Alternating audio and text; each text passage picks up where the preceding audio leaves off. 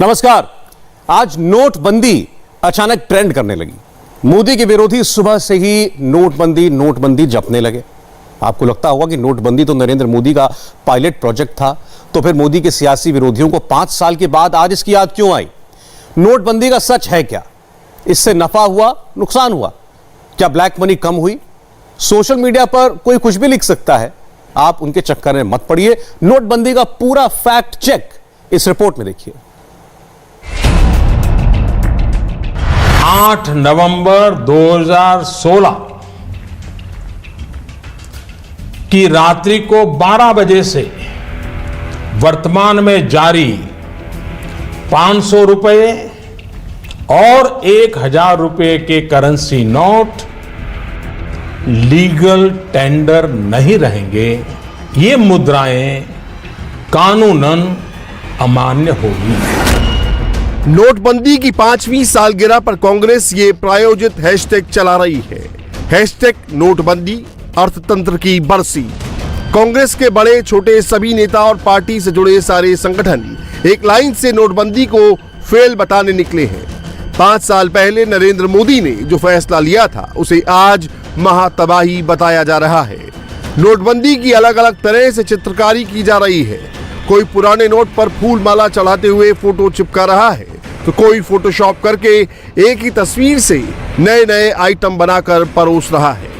कांग्रेस का एक नेता ट्वीट करता है, दूसरा नेता उस पर कमेंट करता है, तीसरा नेता दोनों को रीट्वीट करता है और चौथा नेता लाइक करके ऐसे ट्वीट्स को अपने फॉलोअर्स के पास भेजता है।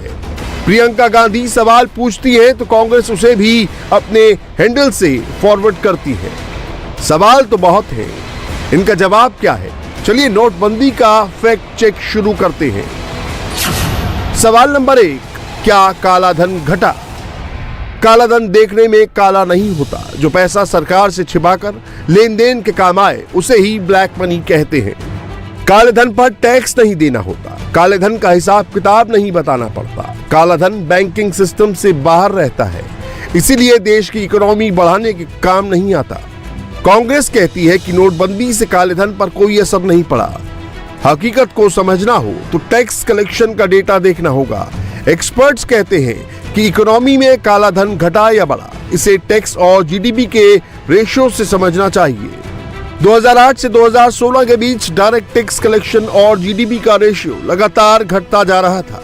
2008 में जहां ये रेशियो 6.4% था, तो वहीं 2016 आते आते ये घटकर 5.4% रह गया था। यानी इकोनॉमी तो बढ़ रही थी लेकिन टैक्स कलेक्शन नहीं हो रहा था। जाहिर है ये पैसा काले धन में बदल रहा था। 2016 में मोदी ने नोटबंदी की तो ये ट्रेंड पलटने लगा। 2016 में डायरेक्ट टैक्स और जीडीपी का रेशियो 5.4% का था, जो 2019 आते आते 6% तक पहुंच गया। ट्रेंड पलटने से फॉर्मल इकोनॉमी में जानते हैं कितना बड़ा चेंज आया। सरकार का डायरेक्ट टैक्स कलेक्शन 2017 में 40,000 करोड़ रुपए बढ़ा और 2018 में ये 1,25,000 करोड़ रुपए बढ़ा और 2019 में ये 1,89,000 करोड़ रुपए बढ़ा। मोदी के पास पैसा आया तो वो राशन पर खर्च हुआ, किसानों के सम्मान पर खर्च हुआ, आयुष्मान भारत योजना में मुफ्त इलाज पर खर्च हुआ। सरकार के टैक्स बढ़ने का सीधा सीधा मतलब है कि पैसा ब्लैक चैनल से व्हाइट चैनल में आ गया। नोटबंदी का यह फायदा तो हुआ। कांग्रेस विपक्ष की पार्टी है, मोदी से उसका विरोध है, इसलिए वो ये बातें नहीं बताएगी, मगर फैक्ट तो फैक्ट है। कोई भी पार्टी इसे चेंज नहीं कर सकती। सवाल नंबर 2, क्या इकोनॉमी कैशलेस हुई? कैशलेस इकोनॉमी और डिजिटल ट्रांजैक्शन को लेकर इंडिया का एक्सपीरियंस पिछले 5 साल में कंप्लीट चेंज हो गया है। छुट्टे ना हो तो कोई बात नहीं, कैश ना हो तो भी झंझट नहीं। पेटीएम, गूगल पे, फोन पे, यूपीआई, भीम ऐप, हिंदुस्तान में अब हर कोई इनसे परिचित है। डिजिटल ट्रांजैक्शन का लेटेस्ट डेटा भी आपको दिखाएंगे और दुनिया से उसका कंपैरिजन भी करेंगे, लेकिन उससे पहले डिजिटल ट्रांजैक्शन पर कांग्रेस का रुख देख लेते हैं।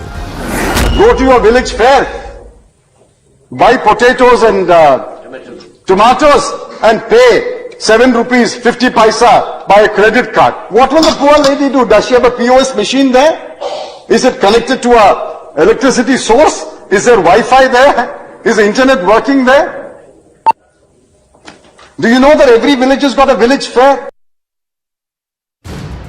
कांग्रेस आज भी कैश पर चलने वाले बिजनेस की मांग करती है, जबकि पिछले 5 साल में दुनिया बहुत बदल चुकी है। मोदी के आने से पहले और मोदी के आने के बाद भारत में कैशलेस ट्रांजैक्शन कैसे चेंज हुआ, उसे इस वीडियो से समझिए।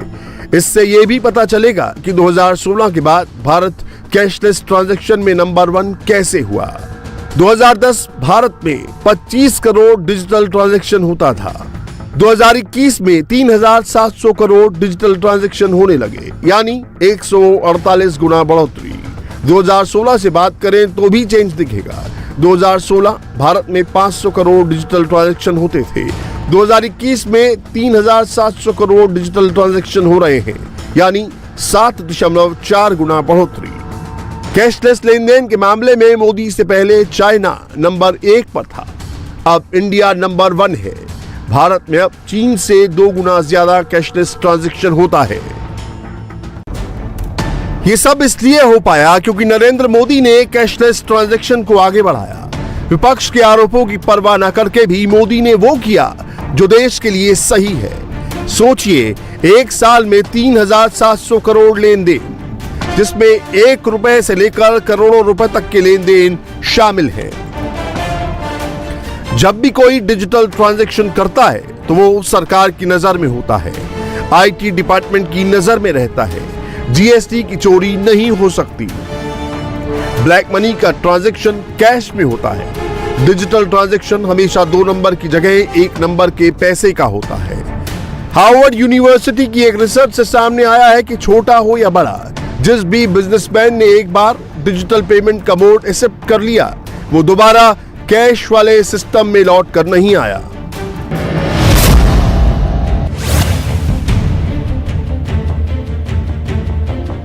कांग्रेस का आरोप है कि नोटबंदी के समय जितने नोट थे, आज उससे 57% ज्यादा नोट मार्केट में हैं। करेंसी के नोट नंबर्स दिखाकर कांग्रेस नोटबंदी को डिजास्टर करार देती है।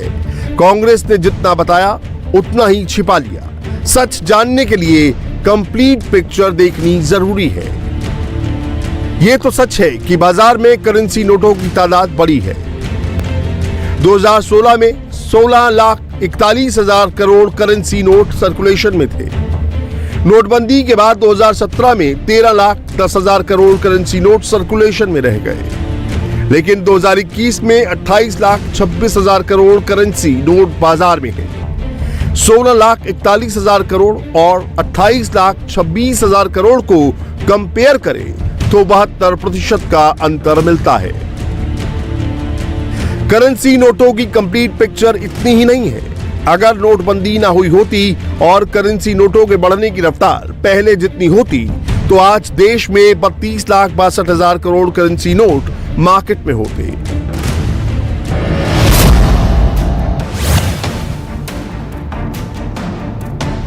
कांग्रेस का आरोप है कि नकली नोट फिर से बाजार में आ गए हैं और उनके बढ़ने की रफ्तार नोटबंदी से पहले की रफ्तार से भी ज्यादा है। सच्चाई क्या है, ये ग्राफिक से समझते हैं।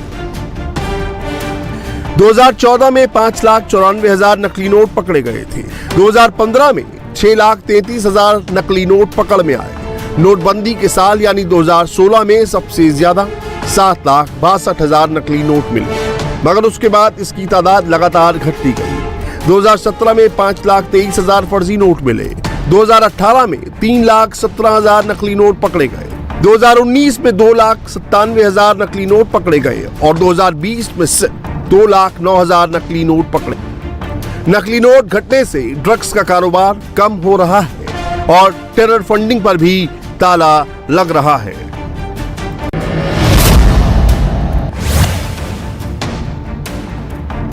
करप्शन पर करारी चोट और भ्रष्टाचार पर जीरो टॉलरेंस, ये नरेंद्र मोदी की यूएसपी है। न खाऊंगा न खाने दूंगा। नरेंद्र मोदी के इस वादे पर आज भी हिंदुस्तान यकीन करता है। नोटबंदी से भ्रष्टाचार कितना घटा, इसका कोई डायरेक्ट डेटाबेस नहीं है, मगर यह तो तथ्य है कि करप्शन परसेप्शन इंडेक्स में भारत की पोजीशन पहले से बहुत बेहतर हुई है। 180 देशों की सूची में भारत 2013 में 94वें पायदान पर था। 2020 में हिंदुस्तान 86वीं पोजीशन पर रहा। भारत ने ये छलांग कैसे लगाई, ये खुद प्रधानमंत्री से सुनिए और समझिए। साथियों, पहले हमारे देश में कुछ लोग चाहते थे कि टेक्नोलॉजी, और वो कहते भी थे कि टेक्नोलॉजी तो केवल अमीरों की चीज है, भारत तो गरीब देश है, इसलिए भारत के लिए टेक्नोलॉजी का क्या काम। जब हमारी सरकार टेक्नोलॉजी को मिशन बनाने की बात करती थी तो बहुत से राजनेता, कुछ खास किस्म के एक्सपर्ट्स उस पर सवाल खड़ा करते थे। लेकिन आज देश ने उन लोगों की सोच को नकारा भी है और गलत भी साबित किया है। आज देश की सोच अलग है, नई है। आज हम टेक्नोलॉजी को गरीबों की मदद के, उनकी प्रगति के एक टूल के रूप में देख रहे हैं। आज दुनिया देख रही है कैसे भारत में टेक्नोलॉजी पारदर्शिता और ईमानदारी ला रही है।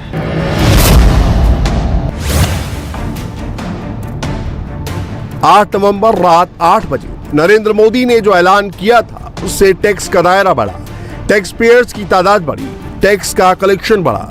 ये सब तो पूरी दुनिया जानती है। आज एक बात और जान लीजिए, नोटबंदी के बाद एक और चीज हुई। 2016-17 में इनकम टैक्स एक्ट के तहत 16 केस में आरोप साबित हुए थे। 2017-18 में 75 केस में आरोप साबित हुए और 2018-19 में 105 केस में आरोप सिद्ध हुए। यानी नोटबंदी के बाद पहले साल में कन्विक्शन रेट 4 गुना बढ़ा और दूसरे साल में उसमें 6 गुना बढ़ोतरी हुई।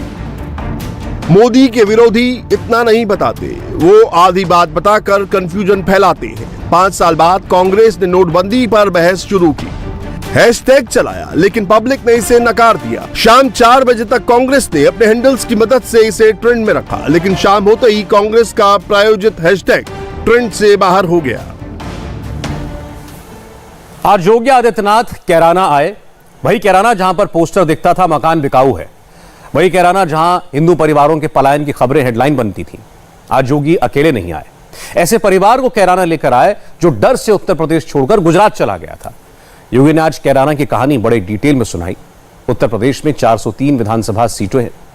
फिर हम बार बार कैराना पर ही फोकस क्यों कर रहे हैं? वजह है कैराना से ही वो माहौल बना था जिसकी वजह से पश्चिम उत्तर प्रदेश की करीब 100 सीटों में से 78 सीटें बीजेपी जीती थी। इस बार भी योगी को कैराना मॉडल पर ही भरोसा है। इस रिपोर्ट को देखिए, फिर आपको समझ आएगा क्या कैराना ही योगी राज की वापसी का रास्ता बनेगा। सुरक्षा सबको, लेकिन अगर किसी ने सुरक्षा में सेंध लगाने का प्रयास किया तो फिर उसको भी मालूम है कि कौन से लोग की यात्रा पे फिर निकलना है। पहले धमकाया, फिर चेताया और फिर समझाया। योगी के समझाने का अंदाज कुछ यूं था, स्पॉट कैराना था, बड़ा मैसेज देना था। कुछ लोगों ने अपनी फितरत और अपनी नफरत की भावना के साथ इसकी इस पहचान को मिटाने का कुत्सित प्रयास किया। यहां के व्यापारियों को, यहां के नागरिकों को पलायन करने के लिए मजबूर किया था। आज मैं इसीलिए आया हूं, जो मांग आपने की थी 250 करोड़ रुपए की लागत से पीएससी की इस बटालियन के आधारशिला को रखने के लिए, और भाइयों बहनों 1278 जवान यहां पर पीएससी के रहा करेंगे। और पीएससी का जब डंडा चलेगा तो बड़े से बड़े दंगाई अपने आप ही दूसरे लोग की यात्रा करता हुआ दिखाई देगा। अब वह यहां पर अराजकता नहीं फैला सकता, और अगर फैलाएगा तो फिर उसको भी मालूम होगा कि इसके बाद कोई और चारा नहीं होगा गले में तख्ती लटकाने के सिवाय। योगी ने आज जबरदस्त डायलॉग डिलीवरी की। कैराना के पलायन के बाद कारोबारियों की घर वापसी थी। भरोसा दिलाया ये योगी सरकार है। मुजफ्फरनगर का दंगा रहा हो, या फिर कैराना का पलायन, ये हमारे लिए राजनीतिक मुद्दा नहीं, बल्कि प्रदेश और देश के आन मान और शान पर आने वाली आंच का मुद्दा रहा है। और हम लोग जब सत्ता में नहीं थे तब भी हम लोग कहते थे कि इस प्रकार की कायराना हरकतों को हम स्वीकार नहीं करेंगे, और सत्ता में आए तो अपराध और अपराधियों के प्रति जीरो टॉलरेंस की नीति के तहत कार्य प्रारंभ हुआ। कभी कैराना कस्बे में यहां के व्यापारी और यहां के नागरिकों को प्लान करने के लिए मजबूर करने वाले अपराधी आपने विगत 4.5 वर्ष के अंदर देखा होगा, स्वयं प्लान करने के लिए मजबूर हो गए। किसी अपराधी और किसी माफिया की हैसियत नहीं कि वो सिर उठा करके सड़कों पर चल सके, धमकी की बात तो दूर, वो सड़कों पर चल सके। और अगर किसी ने दुस्साहस किया, किसी व्यापारी और निर्दोष नागरिक पर गोली मारने का दुस्साहस किया, तो वह गोली उस व्यापारी और उस नागरिक पर तो नहीं लगी, लेकिन उल्टी उसकी छाती को ही बेचते हुए उसको दूसरे लोग की यात्रा को भी भेज दिया गया। सब कुछ कैलकुलेटेड है। योगी कैराना में बिल्कुल फोकस थे। कैराना मुजफ्फरनगर का जब उन्होंने जिक्र किया तो सबसे ज्यादा परेशान भाईजान दिखे, क्योंकि भाईजान को भी पश्चिम उत्तर प्रदेश से उम्मीद है।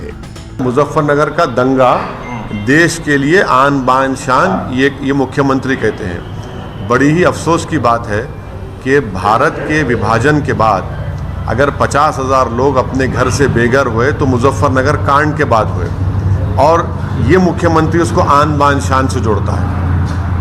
इसमें कई लोगों का मर्डर हुआ, कई हजारों की तादाद में लोगों के घर जल गए, खेतें जल गई। इनको इंसाफ की बात नहीं कर रहे हैं, वो दंगे को आन बान शान से जोड़ रहे हैं।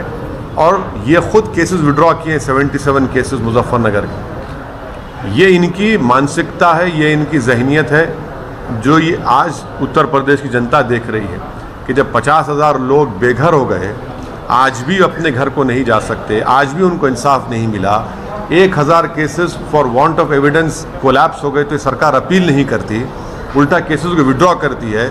और इस तरह की अनाप शनाप मुख्यमंत्री कहते हैं कि मुजफ्फरनगर का दंगा इनके लिए आन बान शान का मसला है।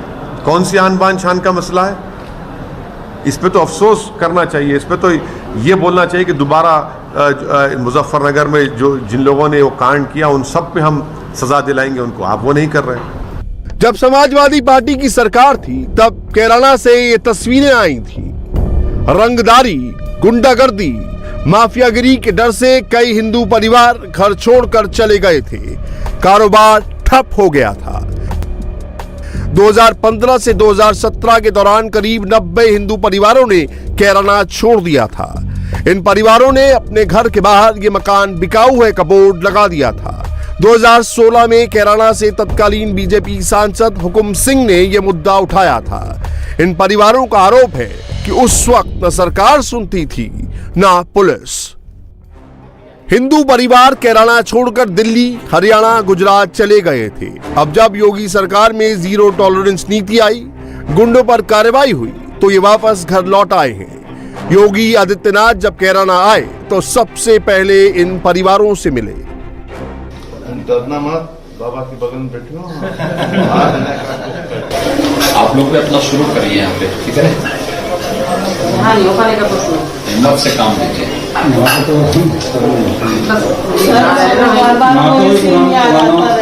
बोलो, देखिए पुरानी चीजों को, व्यक्ति को, ठीक है घटनाएं दुखद होती है, लेकिन व्यवस्थाएं परिवर्तनशील है। हमेशा दुखद घटना को भुलाना चाहिए और नई चीजों को आगे बढ़ाना चाहिए। ये चीजें आगे बढ़ेंगी तो एक नया विश्वास जगेगा और उस विश्वास के साथ आगे बढ़ना चाहिए ही जीवन है। लोग जब उन चीजों को लेकर के ही करने का प्रयास करेंगे तो फिर नहीं हो पाता। ईद का दिन कहलाने के लिए बहुत खुशी का दिन था जी, जब ईद पे सुबह 10 बजे टीवी पे पट्टी चली कि मुकीम काला स्वयं की पेड़ में ढेर हो गया जी। 3 परिवार, चारों परिवार उसी के पीड़ित थे जी, बहुत ज्यादा पीड़ित थे। तो इसीलिए मतलब भगवान से इतनी प्रार्थना करी और आपका धन्यवाद करा जी। किया सो उसने पाया, ठीक है ना। सब कुछ आपकी बदौलत है। वो जो जैसे कर रहा है उसको वैसे ही प्राप्त होगा। क्योंकि जब हम लोग गलत व्यक्ति से घबराते हैं तो उसका तो साहस बढ़ता है और फिर निर्दोष लोगों को प्रताड़ित करने की मंशा के साथ 3 चीज के साथ आगे बढ़ता है। जब उसका प्रतिरोध होता है तो उसकी हिम्मत नहीं होती फिर वो कुछ कर सकता और हिम्मत से काम लेना चाहिए। डर के आगे योगी है। योगी आदित्यनाथ ने इस बात का भरोसा दिया है, यह भी क्लियर कर दिया कि जो हिंदुओं को डराएगा वो बच नहीं पाएगा। ये वो लाइन है जो योगी की सियासत को सूट करती है। क्या कहा सुनिए, फिर इसका एनालिसिस करेंगे। जिन लोगों के लिए वोट बैंक सर्वोपरि है वे मुजफ्फरनगर के दंगाइयों को सम्मानित करते थे, वे कैराना के आतताइयों का सम्मान करते थे, क्योंकि उनके लिए वोट बैंक महत्वपूर्ण था। जब मुजफ्फरनगर में 2 निर्दोष नौजवान मारे जाते हैं तब लोगों को जाति नजर नहीं आ रही थी। जब वहां पर निर्दोष हिंदुओं के घर जलाए जा रहे थे तब ये जातिवाद की राजनीति करने वाले, तब इनको जाति नजर नहीं आ रही थी। लेकिन भाइयों बहनों, ये धर्म चक्र है, इसी के लिए कहा गया है धर्म चक्र प्रवर्तनाय की बात इसीलिए कही गई है। ये चक्र तो धर्म का घूमता है। ये चक्र ऐसा मोदी जी ने घुमा दिया है, जो लोग कल तक मंदिर जाने में संकोच करते थे, आज उनका टीका इतना बड़ा लगता है, तिलक इतना बड़ा लगाते हैं कि जैसे यही सबसे बड़े हिंदू हैं।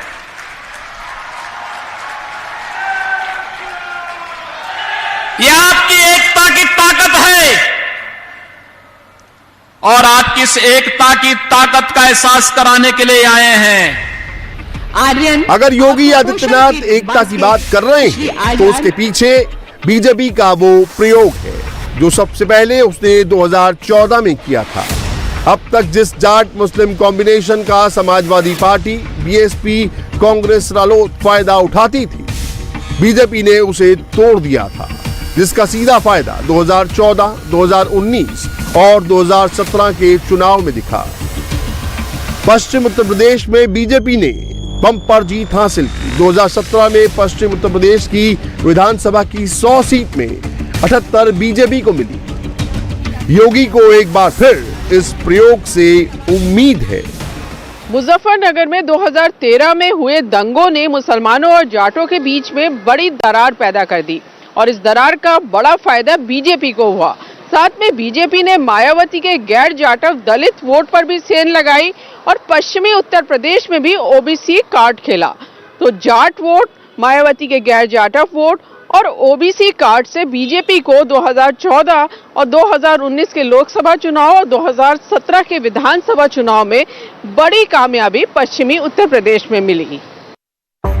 आज योगी पश्चिम उत्तर प्रदेश के कैराना के अलावा रामपुर में भी थे। पश्चिम उत्तर प्रदेश की 100 सीट का सवाल था। किसानों की नाराजगी बड़ा मुद्दा है, इसीलिए आज किसानों की भी बात की। टारगेट पर पिछली सरकारें थी, सबका नाम लिया और सब पर सवाल खड़े किए। हमारी सरकार आई, किसानों का कर्ज माफी की कार्रवाई शुरू हुई। ये जो किसानों की बात करते हैं इनसे पूछे, तुम भी तो सत्ता में थे, तब किसानों का कर्ज माफ क्यों नहीं हुआ? हमारी सरकार ने 36,000 करोड़ रुपए का 86 लाख किसानों का कर्ज माफ किया। आपके शामली जनपद के भी हजारों किसान थे। प्रधानमंत्री मोदी जी ने 10 करोड़ किसान, 12 करोड़ किसानों को देश के अंदर प्रधानमंत्री किसान सम्मान निधि दिया। 6,000 रुपए सालाना हर किसान के खाते में बिना किसी सिफारिश के आ जाता है। ये पैसा कांग्रेस के समय में, सपा के समय में, बसपा के समय में और अन्य लोगों के समय में क्यों नहीं आ पाया? कारण है किसान उनके एजेंडे का हिस्सा नहीं था। किसानों को भुनाना तो चाहते थे, लेकिन उन लोगों ने कभी भी उनके हितों के लिए ईमानदारी पूर्वक कार्य नहीं किया। बीजेपी के लिए चुनौती मुश्किल है। पिछली बार बीजेपी को जाटों, गुर्जरों, जाटों, ओबीसी का सपोर्ट मिला था, लेकिन इस बार समीकरण बदला नजर आ रहा है। किसान कानून से पश्चिम उत्तर प्रदेश के किसान नाराज माने जा रहे हैं। पश्चिम यूपी के किसान नेता राकेश टिकैत बीजेपी को हराने में जुटे हैं। राकेश टिकैत का जाट किसानों पर अच्छा प्रभाव माना जाता है। उधर एसपी आरएलडी का गठबंधन बड़ी चुनौती पेश कर सकता है। बीजेपी विरोधी जाट मुस्लिम गठजोड़ को फिर से जोड़ने में जुटे हैं। कांग्रेस, एसपी, आरएलडी, बीएसपी सभी बीजेपी से किसानों की नाराजगी का फायदा उठाने की कोशिश में हैं। लेकिन योगी को अपनी सरकार के विकास पर ज्यादा भरोसा है। पिछली सरकारें विकास तो कुछ नहीं करती थी। विकास का मतलब एक परिवार होता था। विकास का मतलब न सड़क, न बिजली, न पानी, न हॉस्पिटल, न गन्ना किसानों के गन्ना मूल्य का भुगतान, न किसानों के लिए क्रय केंद्र, न समय पे खाद, न समय पे बीज, कुछ भी तो नहीं मिलता था। कोई सुविधा नहीं मिलती थी। नौजवानों को नौकरी की बात आती थी, वह पूरा खानदान वसूली के लिए निकल पड़ता था। जाति देखी जाती थी, क्षेत्र देखा जाता था। हम आपसे जानना चाहते हैं, कैराना और पलायन एक सिक्के के दो पहलू के तौर पे प्रोजेक्ट किया गया था। क्या पलायन इन चुनाव में भी कोई मुद्दा रहने वाला है? और मुद्दा रहेगा जी, बिल्कुल रहेगा मुद्दा। कैराना की सबसे बड़ी समस्या पलायन ही थी, तो इसलिए पलायन ही सबसे बड़ा मुद्दा है कैराना का। आज तो योगी आदित्यनाथ उन परिवारों से मिल रहे जो वापस आए हैं, तो क्या आपको लग रहा है कि पलायन की समस्या का समाधान हो गया है और अब बीजेपी इसे अपनी जीत के तौर पर पेश करेगी? बिल्कुल जी, बिल्कुल समस्या का समाधान हो गया, इसलिए मुख्यमंत्री जी आए। लोग पलायन से फिर वापस अपने घरों में आने लग गए। विकास की बात होगी, पलायन का मुद्दा होगा, लेकिन पलायन हुआ है गुंडों का, बदमाशों का। उत्तर प्रदेश से अगर पलायन हुआ है तो बदमाशों का। योगी आदित्यनाथ जी ने पलायन कराया है गुंडों का, और जो पलायन करके समाज वापसी हुई है उससे संकेत मिला। हाँ, उससे संकेत मिला है। बहुत बड़ा संदेश गया है पूरे उत्तर प्रदेश में। जो हिंदू जो पलायन करके गए थे बदमाशों के डर से, वो कैराना वापिस आए हैं। पहले तो जी घर से लोग घरों से बाहर निकलने की सोचते थे, और अब एक खुले हवा में अच्छे वातावरण में रह रहे हैं सब। कहा कौन सा फॉर्मूला फिट होगा और कौन सा बयान हिट करेगा, योगी ने उसका आज बखूबी इस्तेमाल किया। आज उन्होंने तालिबान का जिक्र किया। क्यों किया, उसको बताने से पहले योगी को सुनिए। जो लोग अयोध्या में भगवान राम का भव्य मंदिर नहीं चाहते थे, जो लोग कश्मीर में धारा 370 को समाप्त करने का विरोध करते थे, भाइयों बहनों, ये लोग कब खुश होते हैं? जब मुजफ्फरनगर में दंगा होता है, जब कैराना से पलायन होता है, और जब अफगानिस्तान में तालिबान का शासन होता है, तब इनके नारे लगते हैं। लेकिन तालिबानीकरण कतई हम स्वीकार नहीं होने देंगे, और जो भी तालिबान का समर्थन उत्तर प्रदेश की धरती पर करेगा, सख्ती के साथ उसे निपटने का कार्य भी सरकार करेगी। ये तालिबानी मानसिकता नहीं स्वीकार होनी चाहिए, कतई नहीं होनी चाहिए। यह मध्य युग में समाज को ले जाने की कुत्सित चेष्टा है, जो बहन और बेटियों के जीवन को पूरी तरह नारकीय बनाता है, नागरिकों के मौलिक अधिकारों का हनन करता है, और जो केवल और केवल एक मजहबी जुनून के साथ जीते हैं, वे लोग इस तालिबानी कुकृत्यों का समर्थन कर रहे हैं, इसको उत्तर प्रदेश की धरती में कतई स्वीकार नहीं करेंगे। जब योगी ने बात कही तो दिमाग में संभल के सांसद शफीकुर रहमान बर्क का बयान था, जब उन्होंने तालिबान के समर्थन में बयान दिया था। आप समझ सकते हैं कि तालिबान का समर्थन करने से किसको वोट मिलेंगे और तालिबान का विरोध करने पर किसको। बयानबाजी का दौर शुरू हो चुका है। अब किसको वोट मिलेंगे पब्लिक को सब पता है। मुंबई में आज अचानक मुकेश अंबानी के घर के बाहर पुलिस की जबरदस्त हलचल शुरू हो गई। पूरे इलाके में पुलिस ही पुलिस नजर आने लगी। पुलिस के बड़े अफसर भी एंटीलिया पहुंचे। पुलिस के हथियारबंद कमांडोज एंटीलिया के बाहर तैनात हो गए। दरअसल पुलिस को एक फोन आया कि 2 संदिग्ध लोग एंटीलिया का पता पूछ रहे थे, जानकारी जुटा रहे थे, और इस कॉल को सुनते ही मुंबई पुलिस अलर्ट हो गई। एक टैक्सी ड्राइवर ने दरअसल पुलिस को यह बताया था कि 2 लोग एंटीलिया की लोकेशन उससे पूछ रहे थे। उनके हाथ में एक बैग था। टैक्सी ड्राइवर की सूचना पर शिकायत दर्ज करके मुंबई पुलिस ने इस पूरे मामले की जांच शुरू कर दी है। मुंबई के ड्रग्स मामले में हर दिन एक नया एपिसोड देखने को मिलता है और ये रोज पिछले दिन से ज्यादा सनसनीखेज होता है। इस केस में रोज नए नए किरदार भी इंट्रोड्यूस हो रहे हैं, रोज नई नई कहानियां सामने आ रही हैं। अब सोचिए कि जिस केस में 3 एजेंसियां और टीमें जांच कर रही हुई हैं, उसमें अभी तक ठीक से कुछ भी निकलकर सामने नहीं आया। रोज इल्जामों की बरसात होती है, कई थ्योरीज चलती हैं और ये थ्योरी देने वाले भी बड़े बड़े मंत्री हैं, बड़े बड़े नेता हैं। आज इस केस में क्या हुआ, ये रिपोर्ट देखिए, आपको पता चलेगा कि क्या सच में आर्यन के नाम पर कोई डील हुई थी। आज की नई थ्योरी क्या है, पूरी डिटेल इस रिपोर्ट में।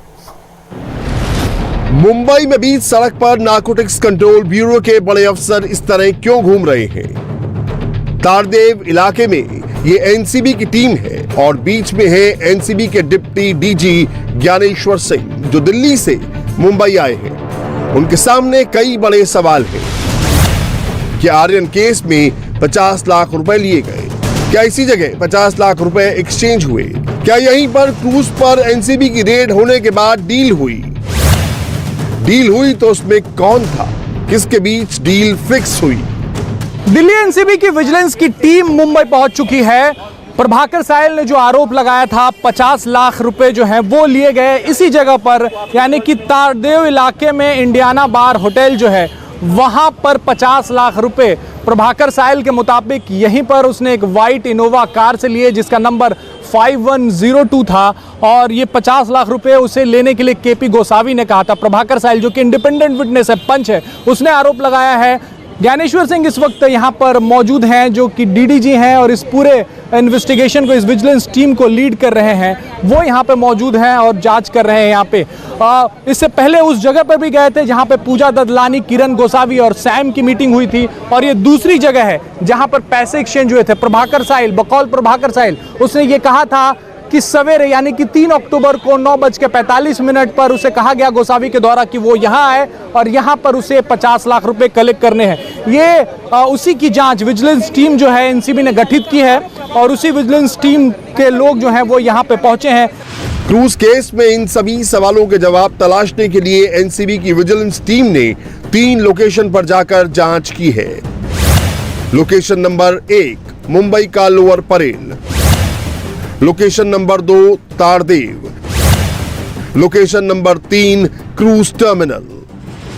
सबसे पहले एनसीबी की विजिलेंस टीम मुंबई में लोअर परेल गई, जहां शाहरुख खान की मैनेजर पूजा ददलानी की किरण गोसावी और सैम डिसूजा से मीटिंग होने का दावा किया गया था।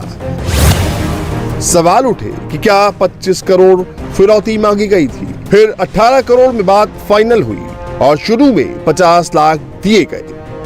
एक्शन में है जो विजिलेंस की टीम है, सवेरे पहले उस स्पॉट पे गई जहां पे पूजा ददलानी और सैम और गोसावी की मीटिंग हुई थी। उसके बाद उस जगह पर आई जहां पर पैसे एक्सचेंज होने के आरोप लगे थे। तारदेव के बाद ज्ञानेश्वर सिंह तीसरी लोकेशन पहुंचे, यानी मुंबई का इंटरनेशनल क्रूज टर्मिनल। यहीं से क्रूज शिप ऑपरेट किए जाते हैं। इंटरनेशनल क्रूज टर्मिनस पर इस वक्त एनसीबी की विजिलेंस टीम जो है वो पहुंच चुकी है। ये तीसरी जगह है, ये तीसरा ठिकाना है जहां पर एनसीबी की विजिलेंस की टीम पहुंची है। डीडीजी ज्ञानेश्वर सिंह अंदर बैठे हैं, उनके साथ उनकी टीम है। एनसीबी की विजिलेंस टीम जब से मुंबई आई है तब से लगातार एक्शन में दिख रही है। यही वो जगह है जहां से क्रूज जो है वो निकलते हैं, छूटते हैं, यहीं से पैसेंजर्स जो हैं वो अंदर जाते हैं, लेकिन चेकिंग होती है और उसके बाद ही अंदर जाते हैं। गेट पे ही पकड़ लिया गया था उन लोगों को और इसी बात की जांच करने के लिए टीम जो है उस वक्त यहाँ पर पहुंची है। हमारी विजिलेंस टीम दूसरी बार मुंबई इस जांच के सिलसिले में आई है। आप लोगों ने देखा, हम लोगों ने विभिन्न घटना स्थलों का निरीक्षण किया जो कि जांच के लिए आवश्यक है, क्योंकि जांच की सारी कड़ियां जोड़ने के लिए घटना स्थल से जुड़ी हुई जानकारी और उसकी ज्योग्राफी हमें एविडेंस को लिंक करने में आसानी देगी। 2 अक्टूबर की रात से लेकर 3 अक्टूबर के सुबह तक मुंबई की ये तीनों लोकेशन इस केस में बहुत एक्टिव रही। इस केस में यह भी दावा किया जा रहा है कि सारी डीलिंग और पैसों का एक्सचेंज, यहां तक कि फिरौती को लेकर भी जो भी मीटिंग हुई और जो भी डीलिंग हुई वो इन्हीं 3 जगहों पर हुई है। लोअर परेल, तारदेव और इंटरनेशनल क्रूज टर्मिनल, इन 3 लोकेशन की कड़ी आपस में जुड़ेगी तो इन्वेस्टिगेशन में पता चलेगा कि क्या वाकई आर्यन खान को लेकर फिरौती मांगी गई और इसके लिए शुरुआत में क्या 50 लाख रुपए दिए गए थे। इसीलिए इन लोकेशन के साथ टाइमलाइन को समझना बहुत जरूरी है।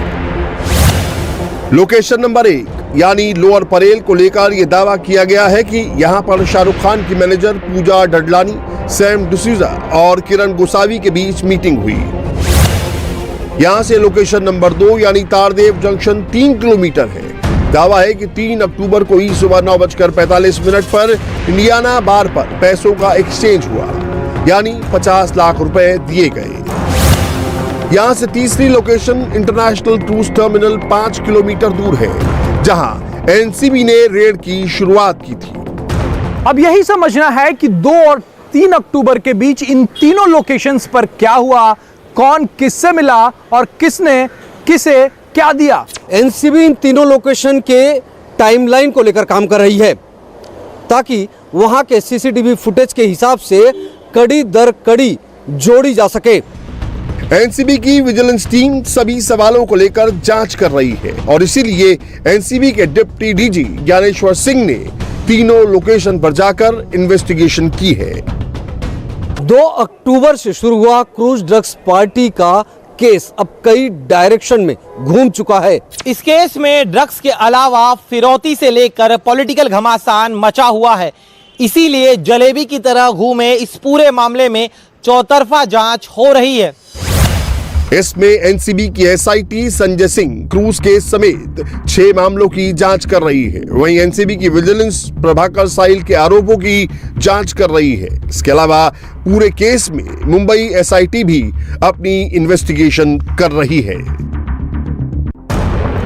जाहिर है इस केस में अब एक नहीं बल्कि 2 इन्वेस्टिगेटिंग एजेंसी जांच कर रही है।